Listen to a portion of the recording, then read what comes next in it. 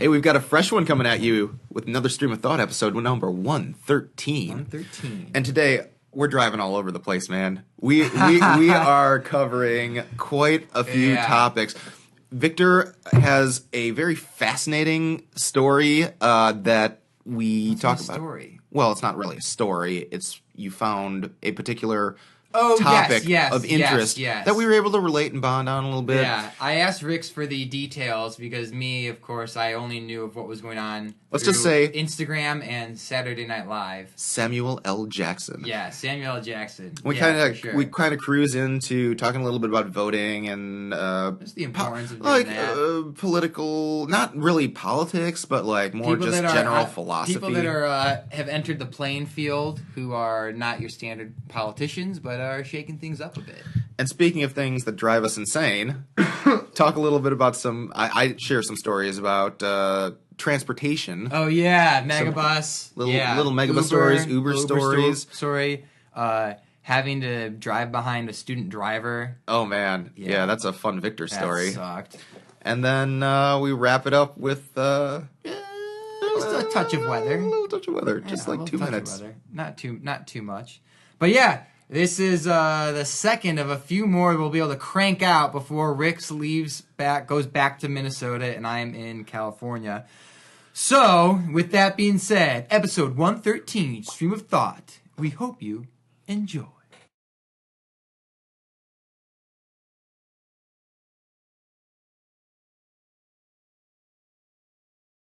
Alright, so I recall what it was that I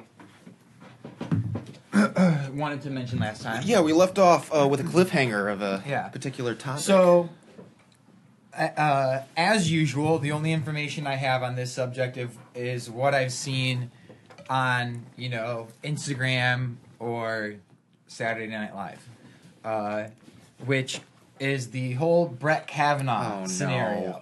No, I'm just asking. I'm not saying like let's talk about this for 45 minutes. Yeah. I'm just asking you to fill me in on what's going on. I know that he was accused of sexually assaulting someone, and according to Saturday Night Live, I didn't see the actual hearing, but I saw. You saw Matt Damon's. He likes beer. That's all I know. That's all I know. But I love the Saturday Night Live. I've watched that like 5 times. It was so great. I couldn't watch the hearing because I was doing something else. But even if I wasn't, I know I probably would have been super bored. And what's nice about social media is it just gives you the highlights. You know what I'm saying? Yeah, one of the small graces to not having to sit through something. So just real quick, fill me in on what's happening. He was a Supreme Court nominee who advanced to be. He's a Supreme Court judge now. Wow. Yes. So anything is possible in America. Okay. Yeah, I know. Ain't that the truth? Right. So yeah, basically it comes down to he was accused when he was in high school of bring a girl into a room with his friend and trying to assault her or assaulting her, right? Like pushing her onto a bed, and whether or not it was an attempted rape, right, is still sort of like no one really knows what his intent was because he denies it all. But basically, that whole hearing was interviewing both of them, the victim and the accused, right, as to their versions of the story and trying to get a better sense of the character of this guy. Okay. So yeah, it came down to and the whole conversation is surrounding the Me Too movement of is it okay for men to, especially powerful men, to be able to take advantage of women in numerous different ways. I think the clear answer is no. You'd think so, but right? I mean, that's one of those things, man. Like, especially living all over the country and talking to people of all different types of demographics over the past couple of years, I've had to come to the shocking realization. I know we touched on this a little bit with the whole education thing on the last episode, but there are a lot of people who like hate women, like a lot of men who hate women. Oh, dude, I was watching. I'm almost finished with it. On YouTube, the interview that Joe Rogan did with Elon Musk. He had him on his podcast, and so I've been watching like 30 minutes at a time. And there's a portion that they touch on. I think it was because they were talking about how there was a guy who fell asleep at the wheel in a Tesla, and hit a bicyclist and killed him. And the guy who was asleep at the wheel sued Tesla on the basis that your new car smell made me fall asleep, and it's your new car smell's fault.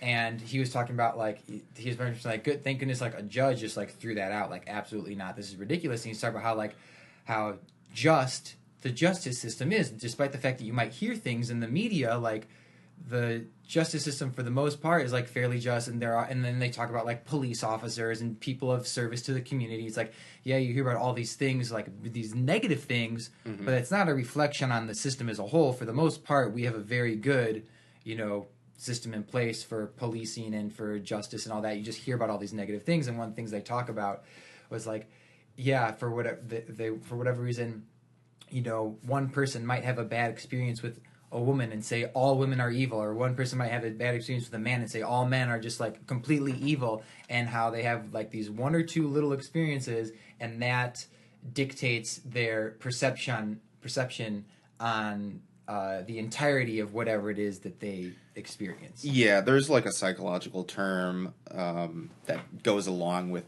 that, where basically we tend to focus on the very dramatic things that stick out in our mind that are kind of anomalies. Now, I would take issue with the point that yeah, right. I would take issue with the point that the justice system is more fair than not. Just saying it's fair for people like you and I feel like. Right. More people often who than are not. White and people who are socioeconomic status, yes. like middle class, wealthy, yeah. kind of come from that type of community. It's a very different story for like inner cities, yeah. for minorities who live in rural or southern communities. A lot of women. I mean, there was the huge case in California, the Brock Turner case, where the judge, it was this guy who was in the middle of sexually assaulting, raping this college girl, and the judge only sentenced him to like 7 days. This is a kid who was in college. Yeah, right? Brock Turner like was the swim star. Harvard or something? Or no, it was, Stanford. Stanford. Stanford's in California. Yeah, it was Stanford. Yes, I recall this now. And so the judge only sentenced him to, like, the recommended time in prison would be like 3 to 7 years or something. And I think he got maybe 30 days or something, because the judge was like, I don't want to ruin his life. Yes. And so you have an instance like that where, again, the reason why it made national news is because it was such an outrageous circumstance that you couldn't help but be like, whoa. But I think a lot of times we tend to take those and kind of blow it out of proportion. And, this is something, too, that I've talked with people who are kind of upset about the whole political situation, especially recently. A lot of people are very upset about Brett Kavanaugh being nominated because, I mean, my attitude is you have dozens of qualified judges to choose from. Why would you risk it all on a guy who had a very sketchy past? I mean, he's still going to be a high-powered judge in one of the most powerful courts of the land, even if he's not a Supreme Court justice. Right. Can't you select someone who maybe doesn't have those questions on their record? But, it's not necessarily what impacts us directly, per se. But people tend to focus on these big picture issues without realizing, well, my community deserves that type of attention too. Where I'm living, like my neighbors, the people who I interact with on a daily basis deserve a little bit more of that energy and time and all that. I want, what is it that draws us to negativity in like drama? You know what I'm saying? Like, why is it that things that are terrible are so much more attractive than things that are not? It stimulates a part of the brain that is more active, because what is it? The prime emotions that get us stimulated. It's like fear and anger are the two biggest ones. I mean, yeah, there's joy and good feelings and all that, but that doesn't stimulate us as much as like fear, anger, and disgust. So it's a human psychological thing, and unfortunately, in an age right now where we live in a media culture where everything's national news, and with the ridiculousness that we experience, we can't help but be attracted to that. Why do you think reality television took off as much as it did? Yeah. I mean, there's very little positive in reality television. I mean, what is it that people talk about the most from reality television? the drama. Yeah. Like, who's the villain of the show? Yeah. Like, who's the one that we love to hate? Omarosa. I mean, come on. Yeah. Like, it's all these examples of it's just, I mean, those TV producers were brilliant in realizing that stimulated us. I mean, why do you think Law and Order has been on, for as long as it has? Like some of these shows, years, right? Something like that. And there's very little positive about that, really, because it touches on some of the most dramatic and horrible things. But those are the things that we respond to the best, kind of.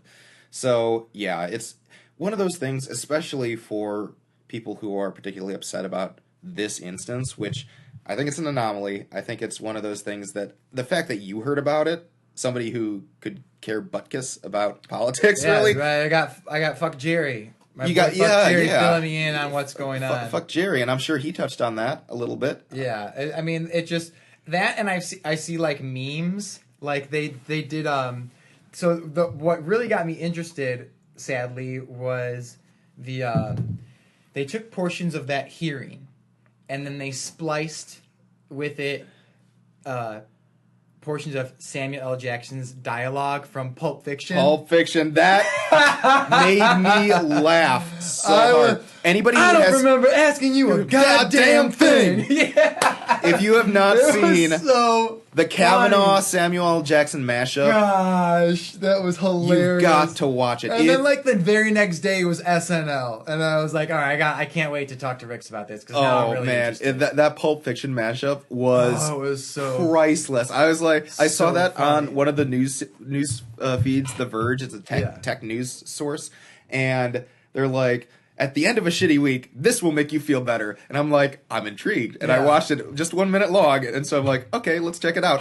And I burst out laughing. I'm like, no effing way. They were able to do that perfectly. Oh, and I love it. That's why I love Instagram and like memes, is because of like you're able to just see like someone thought of that. Someone thought to themselves, this would be funny. And they put in a lot of time and effort. They knew where to look. They knew the generality of the scene, and they were able to make it work. And they put in the time and effort to make that 30-second clip to share with the world. And it was hilarious. Bring so much joy to so many people. Such a wonderful thing. And the other spot, the other part that I liked on SNL, or the one part that I really liked on SNL was when they're asking him like, how pretty much like, have you ever gotten so drunk you blacked out and forgot everything? And Matt Damon's like, oh, am I cool? Yeah, I'm cool.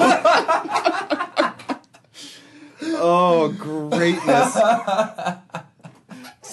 So on a semi-related note, though, I mean, one of the solutions to fix broken problems in this big scale is one of the greatest joys of the democracy that we live in. It's something that's coming up. Midterm elections. Elections. We get to vote for people. So, get this. So, you probably remember, I know you left in May, but this dude, I don't know who he is. This is someone else I wanted to ask you about. Because now all the signs are up all over the place. Sean Casten? Sean Casten, yeah. He's had these motherfucking signs up since like April or March. I've seen people with these signs up on their lawns, and he was the only one. And now finally, like the last month, like all the other signs are popping up.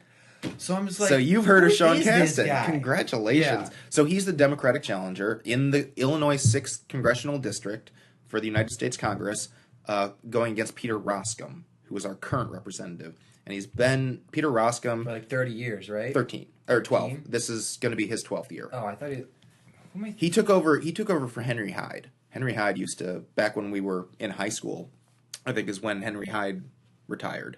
Oh, okay. And Henry Hyde is one of the biggest names in Republican House history.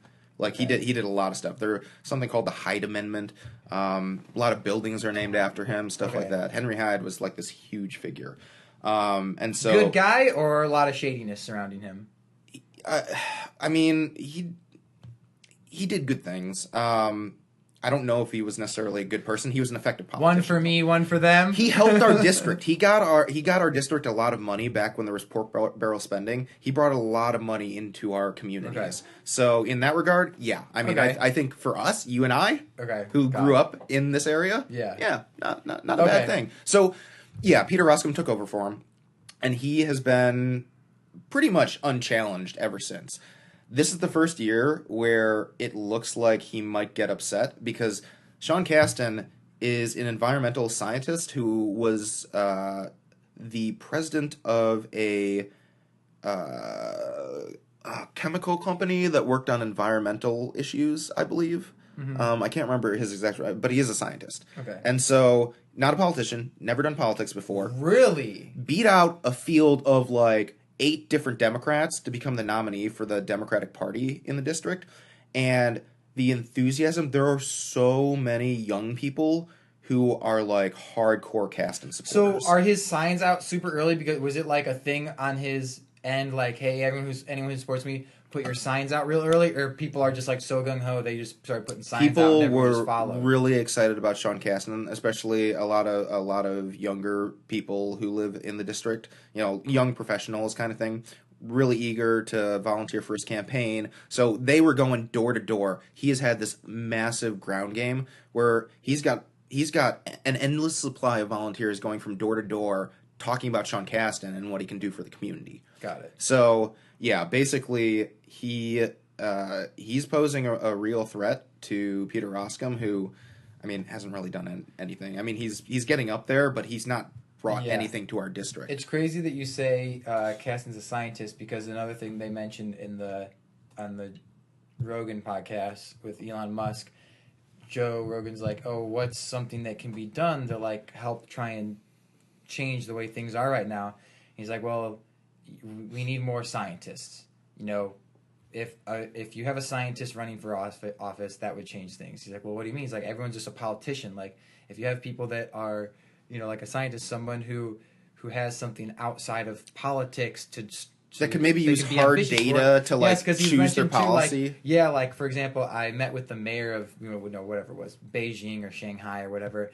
He his background is in XYZ. It's all science. He's like, and then his so and so who I think is like his equivalent to like a deputy or like whatever is like also like background in science. Like if you have people that are who are involved in a scientific way, like that would totally help, rather than just being like a politician, so to speak. I'm sure there's, not to say that all politicians suck, but like that would help kind of change things. You would think so, yeah. I mean that, and or anyone for that matter, like have more teachers. There's like have people have members of the community rather than just like politicians that are politicians. Somebody who went to school, studied political science, maybe went to law school, but like their life has been entirely political. Yeah. And that's all they know, that's all they breathe. They know how to win. Yes, in politics, and that's what they're good at. Yeah. Not really anything else. And so while I was here, I took the opportunity to early vote. Nice. Early voting is going on, man. I got a letter in the mail, something about that. I can't remember what it was. My family got 3 letters apiece or whatever for early voting. Send in letters or something like that. It wasn't an early vote. It was something else. I think it was like confirmation of my ad. I don't know. I can't remember. So I don't know if this is too boring, but last election cycle, there was an issue with our voting machines in our district. Really? DuPage County especially. Okay. We had electronic voting. And there's electronic voting all over the place, but there's still paper voting in other places. Yeah. So for us, there was an issue where the Russians hacked DuPage County election machines. Okay. And it did, as far as we know, it didn't impact the votes. Okay. But it showed vulnerabilities in our electronic voting system. So I go into early vote this time, it's only paper ballots. Really? No electronic voting. So I'm wondering if that's going to be the case around there, but they're super thorough about it. They've got like envelopes now that you fold up your ballot, put it into, and seal, and you have your signature on it, so they know that it's a legitimate ballot that comes from a legitimate person. And it's just it is not what I remember voting in the 2016 election. When I voted in the 2016 election, it was paper. Yeah, and I believe the one that I had done was paper as well. But But you're saying in terms of like security. There were areas that did use electronic voting machines, and there were issues. I used electronic in 2008. There were also issues too, where there was a case. I think it was also in DuPage County, where the ballots wouldn't fit into the machines. They had gotten the wrong size ballots. So there was no, like, they had to find like a lockbox and put all like hundreds and thousands of ballots into like a lockbox. Oh, it's just shit like that for the most important feature of the country that we live in. Because I mean, really, 15% of eligible voters vote. 15%, which means about 7 or 8% of the country or so determine who is in charge. Because you figure 15%, 8% is over 50%, so the winners are like 8% of the population. I mean, think what would have happened if people actually voted, like, and cared about who they were voting for, and thought, actually, wouldn't it be nice to have a scientist or a teacher or someone in politics? And yet, more often than not, somebody like Neil. Oh my God. complain about politics, and then you ask him, did he vote? No, I didn't. Because everyone thinks their vote doesn't matter. Well, if enough people say their vote doesn't matter, like 85% of the country, well then you're stuck with what you're stuck with. So, yeah, I mean, and it only takes a couple of minutes to go and vote. Or voting early by mail, voting early, in a lot of different ways. I was thinking earlier, I was like, you know what, I think I'll exercise my right to vote a little more frequently. You should, and early voting is a good way, too, just to make sure that you're not stuck in lines and be like, screw this on election day. I am not trying to wait in lines. So, it's always, I mean, it's, in my mind, it would be preferential for everyone to early vote. In case like Colorado, they only have in mail-in ballots. They don't have actual voting locations. Yeah. Why? That's weird. It's an experiment, and it seems to be working well. They have a higher average of voting participation because of the mail-in ballots. That's interesting. Yeah. So there was do you remember? Was there something else that I wanted to bring up right away after the thing with Kavanaugh? the SNL. No, I don't think so. I'm trying to look at my notes right now because I thought there was one other thing. I just remember you had said to talk to you about something that I would have some sort of knowledge in. That's about all of that I remember. Yeah. Scenario. But then there was one other thing I think that I wanted to. Yeah, you said and then you wouldn't tell me. You're like, don't worry. Just we'll. Shit. It's all right. I remember that, but I don't remember what it is. That's all right. It'll come. Anyway, so did you listen to the Pat McAfee Show 2.0? I did. Did you listen to the whole episode, the first one, or? So I listened to the most recent one. Oh, you gotta listen to the first one, dude. The first one is so great. All right. Well, I feel as though after listening to the hour and 10 minutes or whatever of the most recent one, I'm digging him. I think he's a very entertaining character. Yeah. And a punter too. He doesn't talk like a punter. He talks like he's a wild one. He talks like a wild one, man. Yeah. And I love that the episode I listened to, he had brought in other NFL players and was like talking to them about some contemporary shit, and he knows what he's talking about. He knows the dynamics of the sports world, and he's just a entertaining guy to listen to, right? So I give you props for dude. For you that gotta listen to the first one called Rebirth, dude. That one is that's the hook right there. All right, like you listen to that because all the other ones are great too, but it really that episode sets the tone. If you've never listened to him before, that episode sets the tone for what he's all about because you understand his personality beyond just like his storytelling. You kind of get what he stands for, and he reveals why he left the NFL because he's essentially like this is bullshit. I'm done. Fuck you guys. Yeah. For the most part, but Dude, it's such a great story that he tells about when he left the Colts and going into the.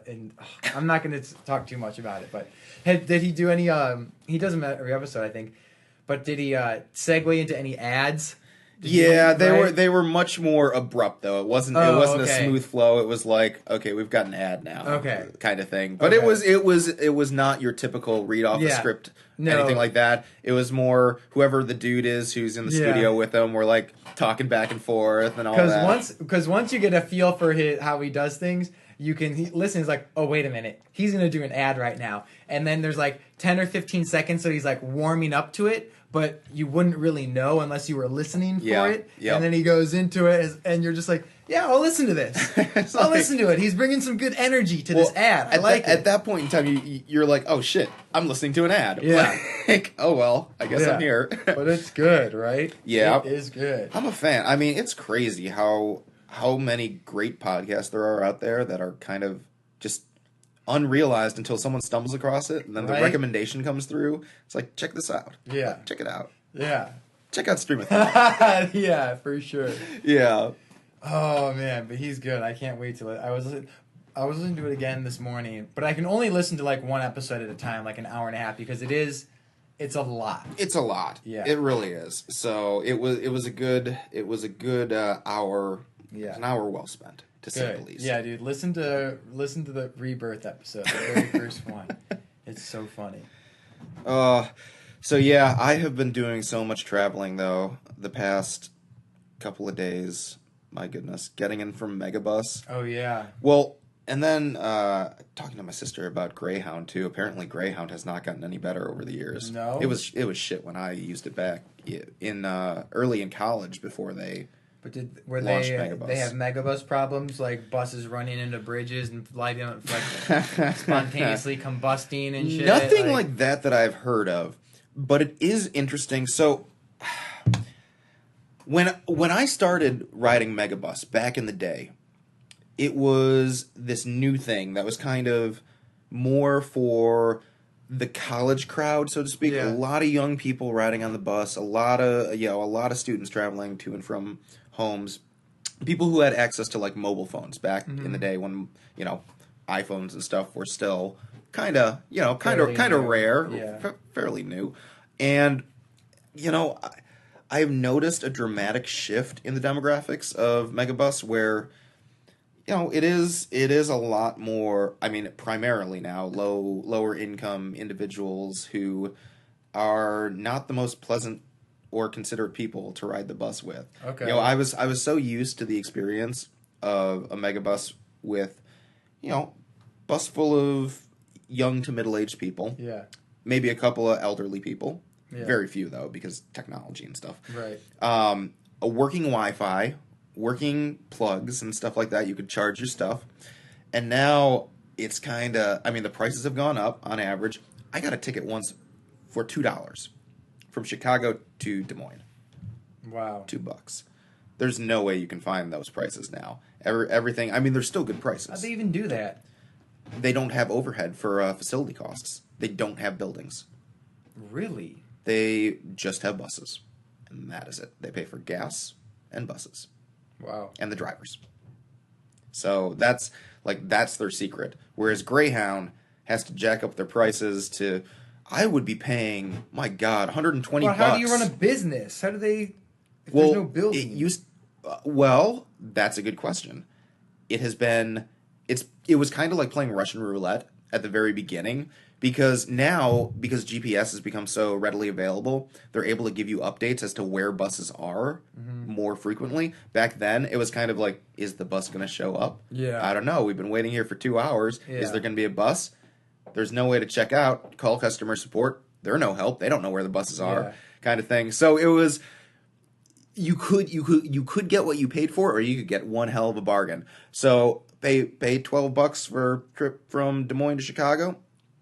Bus shows up on time. Working Wi-Fi, which kind of was revolutionary back in 2010 or whatever, 2009. And everything would work out great. But then there were other times, and it's still the case now. For example, the bus that I took in to Chicago from Minneapolis, the engine broke, like before we even left. the engine.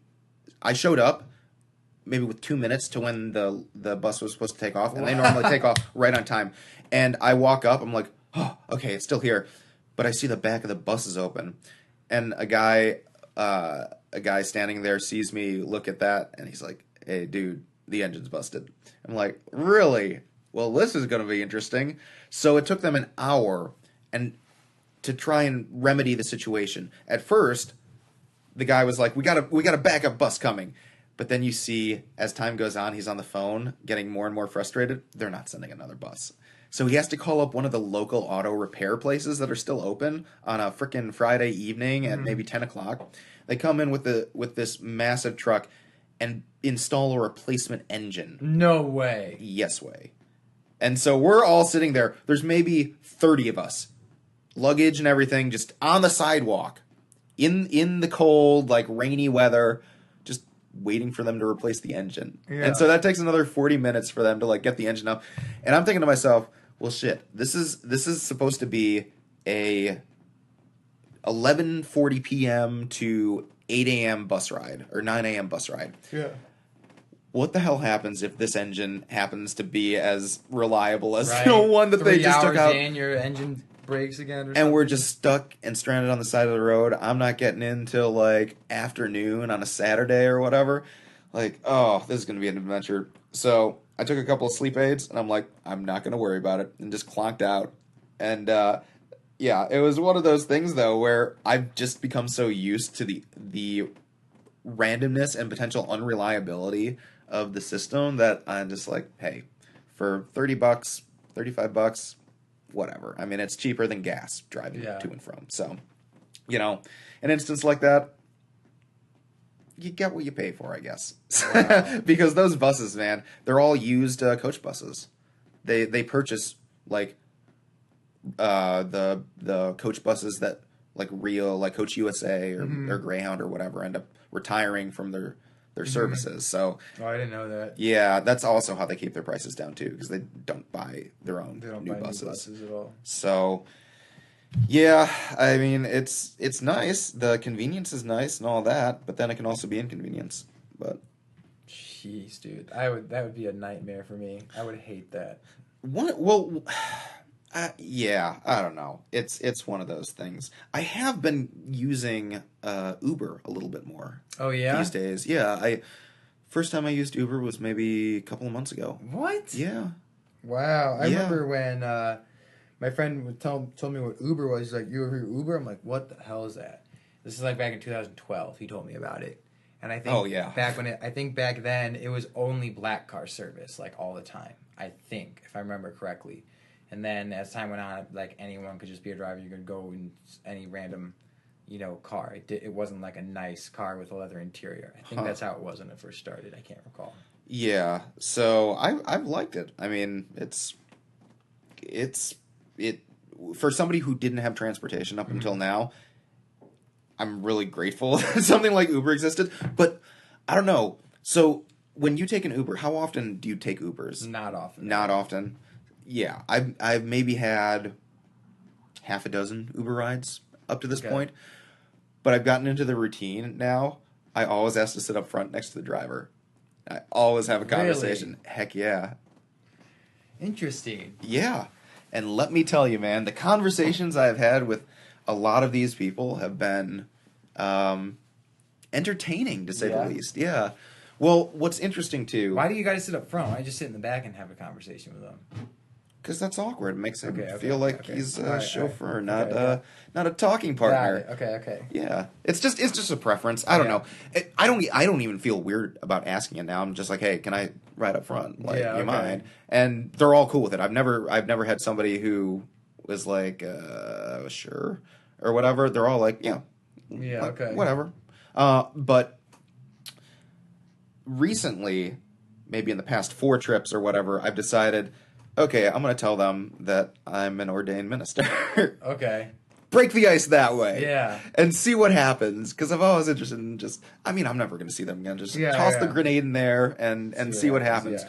And so I'm never like evangelical or like whatever. Because turns out that so far half of my Uber drivers have been Muslim. Yeah. So, and I could get that kind of impression. Most of them are immigrants, especially the late night Ubers that I end up doing. A lot of them, first generation or second generation Americans, and the recent ones have been Muslim, and so I have an inclination, but I still share it anyway. And I'm like, hey, I got into this, and I've actually told some of them too. I'm a recovering compulsive gambler as well, and just see what happens, see what sort of conversations emerge. But like, as soon as I reveal sort of the fact that I'm not your typical minister type of person, the whole demeanor changes. Because the most recent dude who I took to the megabus stop on Friday from my friend's house ended up, he was just very like quiet. I was like asking him a couple of questions, and it was just like 1 or 2 word answers. And then I share with him that I'm a minister, and so that always gets people curious or whatever. That always leads to at least one question from them. I'm like, yes, okay. I got you in a dialogue now. And so we end up just talking about life, how really it's all about just trying to be a good person. Like we're all looking for meaning in life, right? Yeah. And so that leads to, because everyone has a philosophy on life, and I feel like a lot of people don't mind sharing their philosophies on life, especially if they're talking to somebody who's made it very clear they're open to it. They're not going to judge you for anything that you say, and so I find that. Yeah, I like in this instance, I was able to start getting to talk. I learned about his family. I learned about his hopes and dreams in life. I learned that he had, he's a non-practicing Muslim, and he has a kind of a rough relationship with his son, but he likes how his son is developing and is growing into a fine young man. He hopes that he could have a better relationship with him. And that he just wants to try and do good, and he felt like he got that from his father, all that. So it was this sort of just fun little journey that I went on over the course of this 35-minute Uber ride. That is very cool. So I don't know. My recommendation to you is, I'll try that. Try sitting up front and like just making small talk, but come up with that. It's like the peacocking for like the pickup artist type people. It's like you got to have something flat, like have something to throw out there that'll grab their attention. Exactly, something that would be like, well, that's interesting. Okay, get something that would get them to like open up without them realizing they're opening up to ask questions. Oh, totally, yeah, okay. Yeah. So, anyway, those are my travel experiences recently. Wow. I don't know. Yeah, I'll try that. Because it was awkward for me at first to try and do that, but it worked, and so I did it again, and it was a little easier, and it worked, and so now I've kind of gotten this pattern of how to engage people. How often are you taking Uber? Well, like I said, I started taking it 2 months ago or whatever, when I went to New York City and New Jersey for my ordination. And so it was just take it a couple times a week since then, to and from work or going. No, I've never taken a tour from work. Just whenever I need to get to places. Like I would. My other Victor friend was moving out of Minneapolis to Chicago actually, and took an Uber to his place. Took an Uber back. Taking an Uber to and from the megabus when I do that. So maybe 8 times or so. That's right. Okay. So I guess once every couple of weeks or every week or something like that. Yeah, I don't take it that often. I used to take it more in the summer sometimes when I go to like my acting instructor's house and he'd have like a party. I'd take it from like because I'd take the train to Oak Park, and from Oak Park I'd go to his house. Yeah. Because it'd be way too inconvenient. And sometimes I drove there, but most of the time I just take an Uber or something like that. But I never thought to do that. That's something pretty interesting. I'll have to try that sometime. Yeah, it makes the ride go by so much faster, especially if it's like more than a 15-minute drive. Yeah. You can get some very interesting nuggets of just human behavior, because like you don't want to. I do ask some of the typical questions, and that's when they tend to shut off. Yeah. Like at the very beginning or whatever, see if they're a talkative person or not. It's like, how long you been doing this, that kind of thing. I mean, is this your full-time job? Or do you normally do it at night? Like the basic 101 questions, and then if they shut off, then you just throw a grenade in there. Yeah. And it always explodes. I saw this thing on Instagram one time. It was really funny. Like, this guy had said, like, hey, I ordered an Uber, and the thing said to me, like, hey, your driver is deaf. He'll text you when he's here, or something like that. And so then I like text him, I can't remember, and he goes out there, and then the guy is talking to him or says something like that. I don't know. Oh no, he like changes the radio station. I don't know, something weird. And then the driver, he does something where the driver's like interested in talking to him, and he says something, and the kid's like, oh, I thought you said you were deaf. He's like, no, I have that like programmed in there so people don't talk to me unless I want to talk to them. Oh, that's a little bit of fraud going on there. I don't know how I feel about that. It's not fraud. That's some bullshit. But you know what I'm saying? Yeah. That'd be funny. Wow. That is kind of entertaining though. But yeah, now I think now similar how like we were talking about YouTube. I think you got to put a lot of effort into Uber to like make some money. Whereas like before, when it was just starting out, like you could make some good money fairly easily. I ran the numbers with Brooks, and it's a bad investment. Yeah, being an Uber. Didn't you do Uber driving for I drove for Uber for a total of like 6 trips. Okay. So you like, did do it. I mean, a little more than that. Like, little. I spent a grand total of maybe 15 hours doing Uber. Yeah. Over the course of like 2 weeks, and I was like, "Fuck this! This is so stupid." Yeah. And it was nice because like I made a couple. I think I made like a couple $100, like $200 or something like that. It's like, all right, cool, like cool experiment, whatever. Fuck this. Yeah. So we ran the numbers, or he ran the numbers, and informed me that once you take into account gas mileage and wear on the car, in addition to the liability of, you know, your time and potential customers that you may have in your car, that you're going to lose money, if not just for the wear and tear on your car alone. Right. I mean, absolutely. And the amount that you're making is not enough to cover the overall like long-term expenses of eventually like needing a new car because you've been driving for Ubers for so long. Well, you're barely going to have the money to cover that new car kind of thing. When people ask me about it, when I've said like, oh, I've done it like a few times, I always tell them like, if you need to make some extra money temporarily, like do it. Yeah. Like, yeah, it's good for not a quick good buck, for like but your primary source of income. It's a bad investment. And it's a huge waste of fucking time too. Yeah. Yeah. Like, no, I can do better things with my time than like drive around. Because the weird thing is too is like, I did it in Chicago a few times, and the other thing that's like a pain in the ass is like, you get to a location, and sometimes people, they move. It's like, oh, I'm actually down one more block, so you go down one more block. But then it's like, oh, like, I see you, but you're on the other side of the street. Can you come around? It's like, no, I can't fucking come around because we're in the middle of downtown Chicago, and we're on State Street, and there's a fuck ton of cars everywhere. Just cross the street. Yeah. Oh, then you're carrying, like, a few bags. Like, God damn it, fine.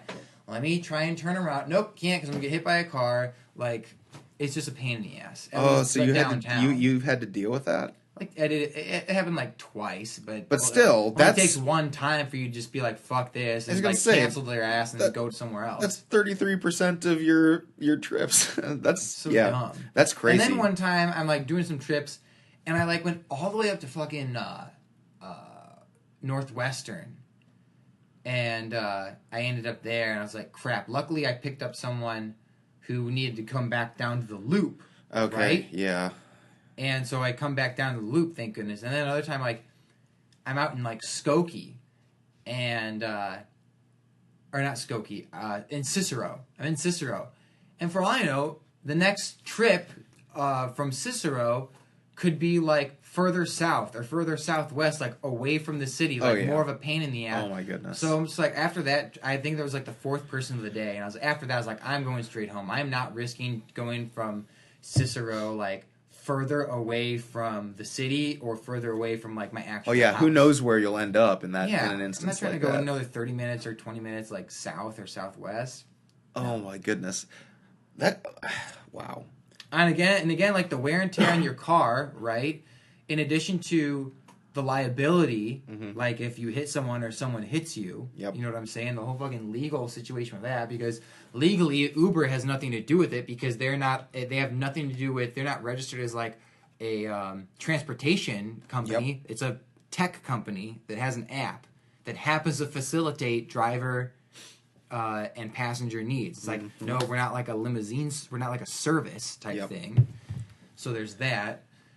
But then your insurance wouldn't cover you because you're like driving for hire. You know what I'm saying? Like, well, and then especially somebody like you who has a little bit of angst towards other bad drivers on the road. If you're driving an Uber all the time, I guarantee you're going to be encountering annoying ass drivers, like we did on the ride here to the studio. You're just increasing your probability for an accident or just having a shitty day. Yeah. And it's funny because on my way to pick you up, I'm behind a train on Park, and I'm thinking, great, how long is this going to take? Luckily, it was literally like 5 to 7 minutes. It was perfect. It wasn't like a 20 minutes freight.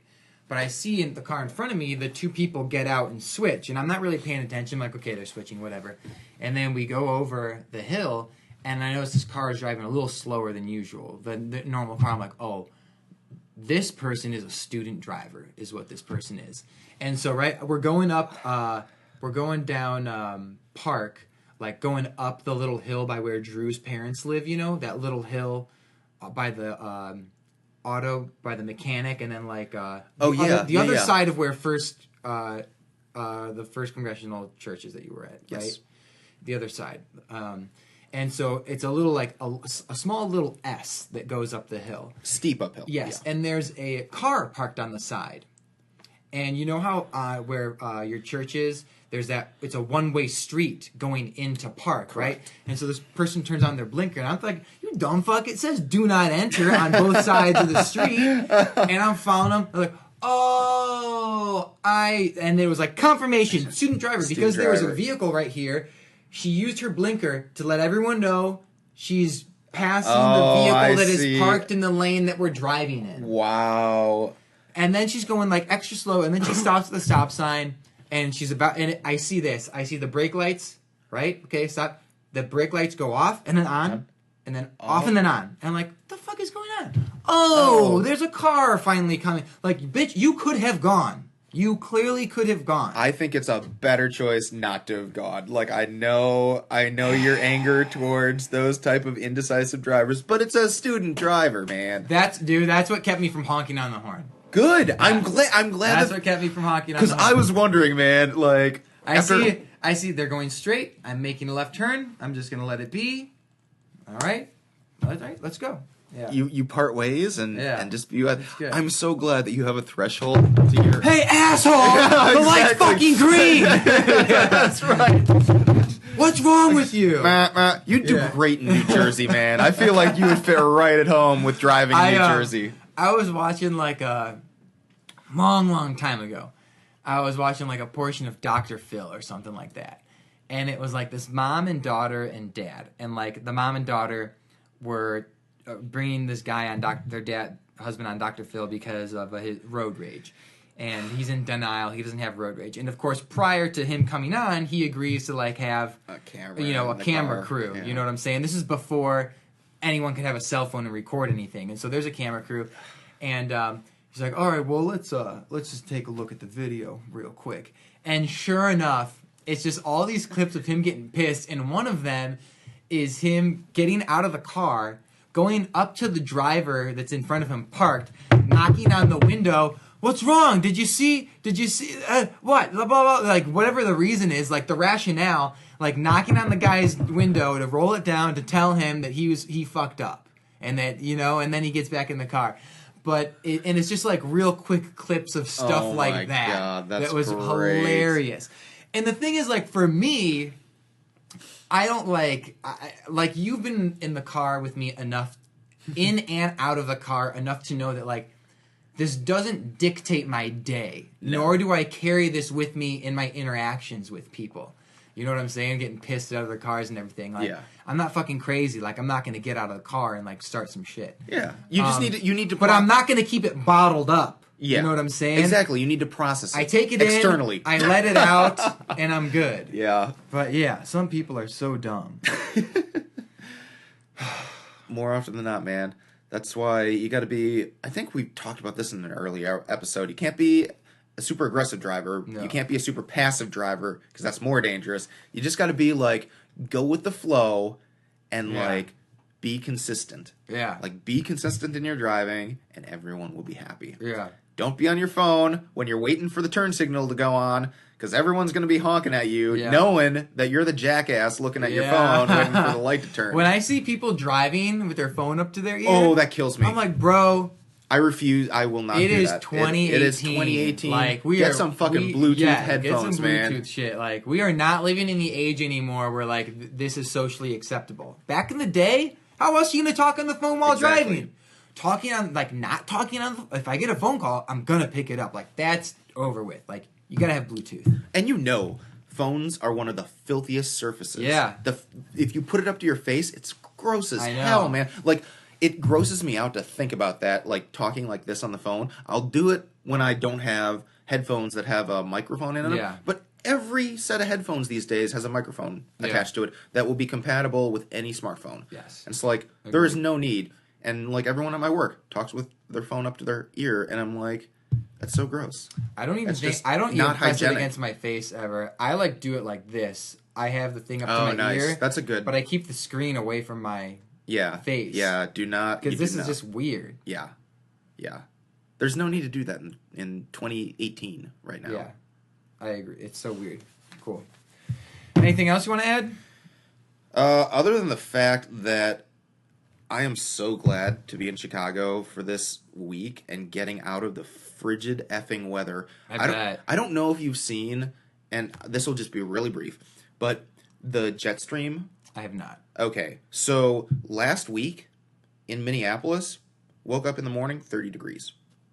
I remember you saying that. 32 degrees. It's like car or something like that. Yeah, and the fact that there is this line.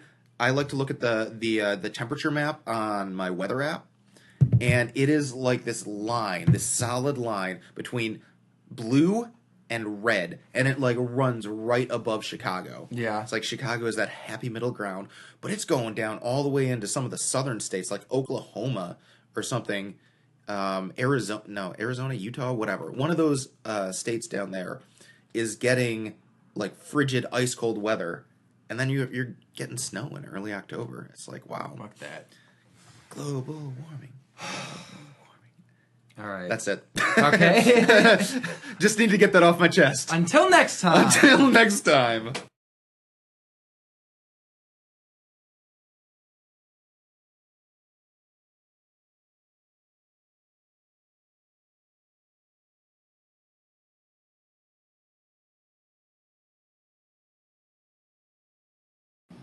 Now, let me take a wild guess here.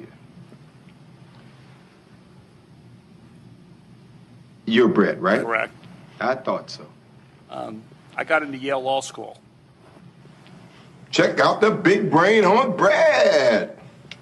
That's the #1 law school in the country. You're a smart motherfucker, that's right. I had no connections there. I got there by busting my tail. Looks like me and Vincent caught you boys at breakfast. Sorry about that. Did you have it? Beer. I still like beer. You mind if I have some of your tasty beverage to wash this down? Sometimes I had too many beers, but I did not drink beer to the point of blacking out, and I never sexually assaulted anyone. Yes, you did! Yes, you did, Brett! He is warm, friendly, unassuming. He's the nicest person. I don't remember asking you a goddamn thing. Please, continue. You were saying something about best intentions? I'm innocent. It could have been held and handled confidentially at first, which was what Dr. Ford's wishes were, as I understand it, and wouldn't have caused this, like, destroyed my family like this effort has. What's the matter? Oh, you were finished. Oh, well, allow me to retort. I'm innocent of this charge. You read the Bible, Brett? Yes. No, there's this passage I got memorized on this occasion. Ezekiel 25:17. The path of the righteous man is beset on all sides by the iniquities of the selfish and the tyranny of evil men. Blessed is he who in the name of charity and goodwill shepherds the weak through the valley of darkness. For he is truly his brother's keeper and the finder of lost children. And I will strike down upon thee with great vengeance and furious anger those who attempt to poison and destroy my brothers. And you will know my name is the Lord when I lay my vengeance upon thee.